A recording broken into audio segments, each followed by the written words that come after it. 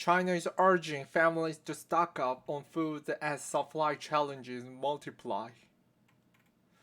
Hong Kong, Seoul, CNN Business. China is telling families to stock up on food and other daily essentials as bad weather, energy shortages, and COVID-19 restrictions threaten to disrupt supplies. The country's Ministry of Commerce late Monday issues a notice directing local government to encourage people to stockpile daily necessities including vegetables, oils, and poultry in order to meet the needs of daily life and emergencies.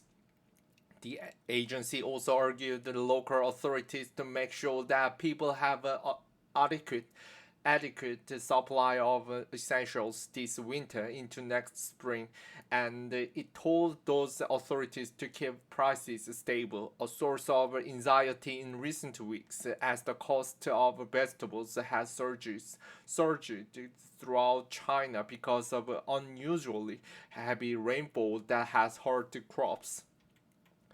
China has stressed the importance of shoring up food and other daily supplies in the past, including in September ahead of a major week-long holiday period. But those statements are usually very obviously intended for local authorities to read and rarely capture the attention of everyday citizens. The inclusion of language in this statement that mentions families through though appears to have putting people on edge. The third the sudden warning sent shockwave through Chinese social media on Tuesday as many people speculated about the commerce mystery's rationale. The government didn't even tell us to stock goods when the COVID outbreak erupted in early 2020, wrote on Weibo user responding to the news. Another speculated that the authorities were reminding people that they might not be able to afford the vegetables this winter.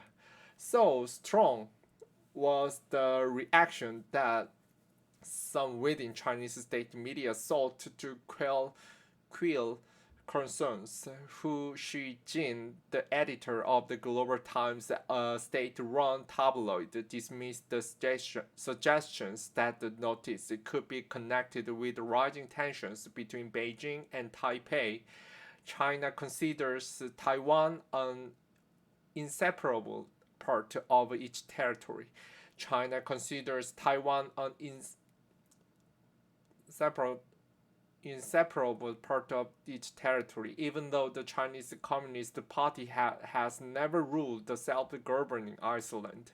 The state-owned Economic Daily, meanwhile, wrote Tuesday that the authorities were attempting to remind the families to prepare in case of temporary lockdowns caused by COVID-19.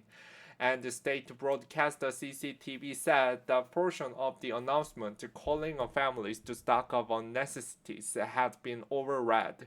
It also released an interview with Xiong, a commercial ministry official who said that the daily supplies for people were sufficient and can be fully guaranteed. Chu added that the announcement was intended for local authorities. China has maintained a stringent zero COVID policy even as countries around the world gradually open up and learn to live with the coronavirus. The world's second largest economy is resolute on completely eradicating the virus within its borders and has implemented tough restrictions to stop outbreak, including stopping high-speed trains and quarantining passengers and changing traffic lights to red to discourage traffic in one county where a single case was reported. China's strict measures even went viral over the weekend after a single confirmed case of coronavirus sent Shanghai Disneyland into a snap lockdown. Clouds in one video were shown lining up in front of the makeshift testing site as health workers in full personal protective equipment looked on. Nationwide effort to curb coronavirus cases may be contributing in part to rising cost of food, including to Wang Hongkun, official with the Beijing Municipal Commerce Bureau. He said last week at a press conference that the cost of transiting across the regions could rise because of the strict containment measures. Wang added that the prices of some vegetables in the nation's capital has soared 50% or more in October, but there are other factors contributing to the rise.